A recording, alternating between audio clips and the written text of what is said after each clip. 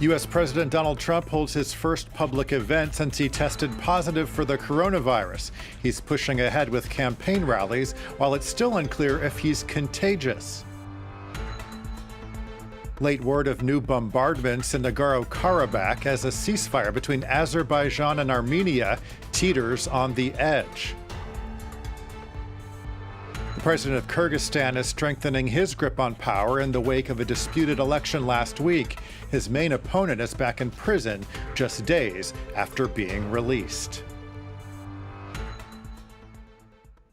Hello, everyone. I'm Monty Francis with the latest world news from Paris. U.S. President Donald Trump held his first public event this Saturday since he tested positive for the coronavirus. He spoke to supporters from a balcony of the White House at what he called a peaceful protest for law and order. Trump announced he had the virus about a week ago, and it's unclear if he's still contagious. Despite that, he's planning 3 rallies in battleground states next week. His opponent in the race, Democrat Joe Biden, called Trump's actions reckless. Here's what Trump had to say earlier to his supporters about a COVID vaccine. I want you to know our nation's going to defeat this terrible China virus, as we call it. And we're producing powerful therapies and drugs, and we're healing the sick, and we're going to recover. And the vaccine is coming out very, very quickly in record time. As you know, it's coming out very, very soon. We have great companies doing it. Earlier, I spoke to our Washington correspondent, Ketevan Gorgistani, who told me the event at the White House had the feel of a campaign rally.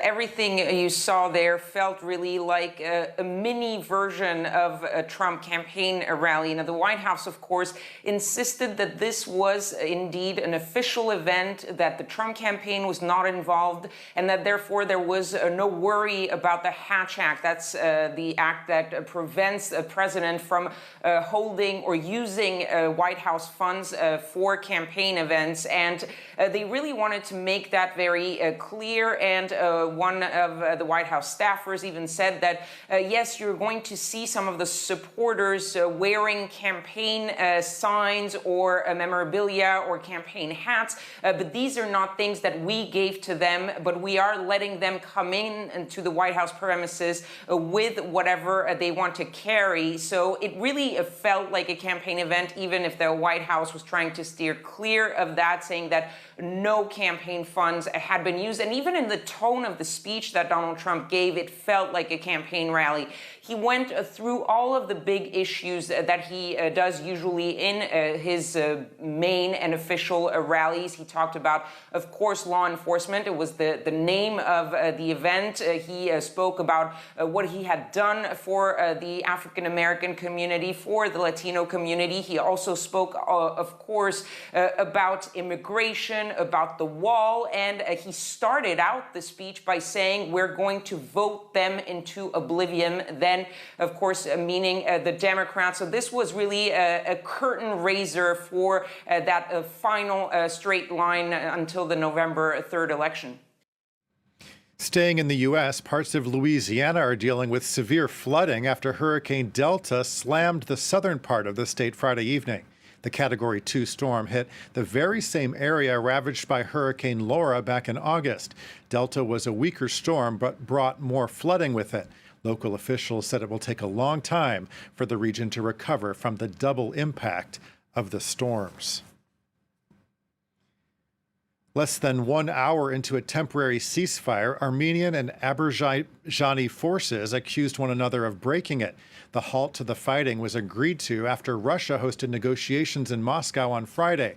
More than 300 people have been killed since the latest violence broke out about 2 weeks ago. And there is late word of new bombardments in the conflict. Our correspondent Gulliver Craig reports from Goris, Armenia. Of Stepanakert, the capital of Nagorno-Karabakh, will have lasted little less than 12 hours. The ceasefire did come into effect at noon local time on Saturday, but a little before midnight local time, shelling started up again. According to one resident of the city that I spoke to, it sounded like it was these huge Schmerz missiles that have been used widely in this conflict since the 27th of September that were being fired. So artillery fire rather than drone fire on the city, but clearly hitting civilian areas. And he said that other cities in the Nagorno-Karabakh enclave were also being targeted. Similar information was coming from the authorities of Nagorno-Karabakh, then the ethnic Armenian authorities there. This is after a press conference this evening actually held in Goris, where I am now, in which the spokesperson for the Armenian Defense Ministry said that although they were accusing Azerbaijan of breaking the ceasefire at various points along the contact line and fighting had been going on along the contact line, it had been at a lesser intensity throughout the day. And so that made some people here feel a little bit hopeful that at least during the day civilian areas weren't targeted and fighting between the armed forces of Armenia and Azerbaijan seemed to be at a lower level of intensity during the afternoon. Perhaps the ceasefire would actually begin to take hold. Well, late this evening, those hopes have been dashed. The president of Kyrgyzstan is strengthening his grip on power in the wake of a disputed election last week. Sooronbay Jimbenkov reshuffled top security officials in his government as his main opponent was detained this Saturday just days after leaving prison. Catherine Viette has more.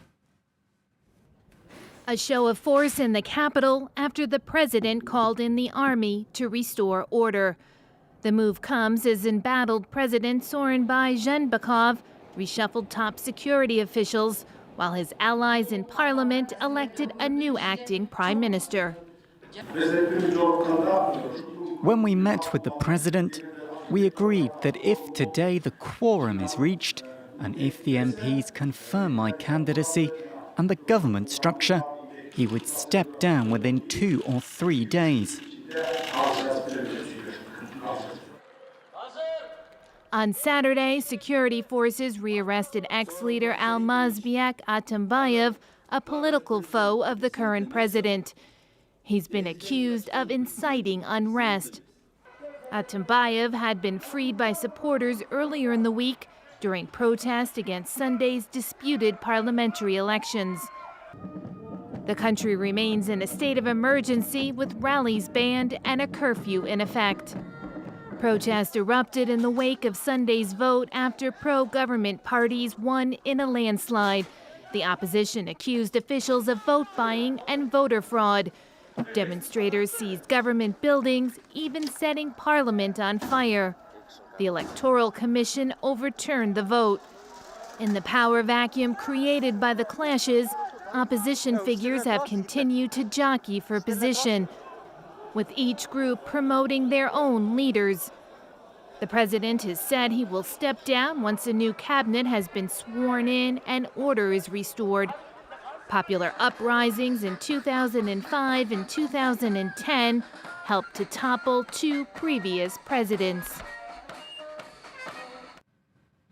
Here in France, several cities are on maximum coronavirus alert. This comes after the country set a new daily record of cases with almost 27,000 infections reported in just 24 hours. Lyon and Lille are among 4 cities that have been ordered to close their bars, as Paris did this past Tuesday. The countrywide death toll stands at more than 32,000 since the start of the outbreak.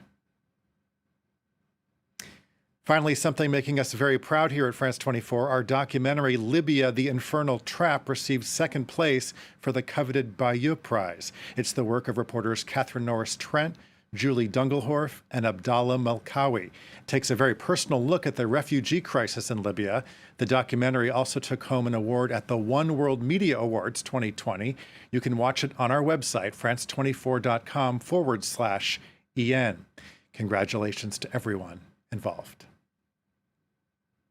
That's it for this edition. Stay tuned for more world news here on France 24.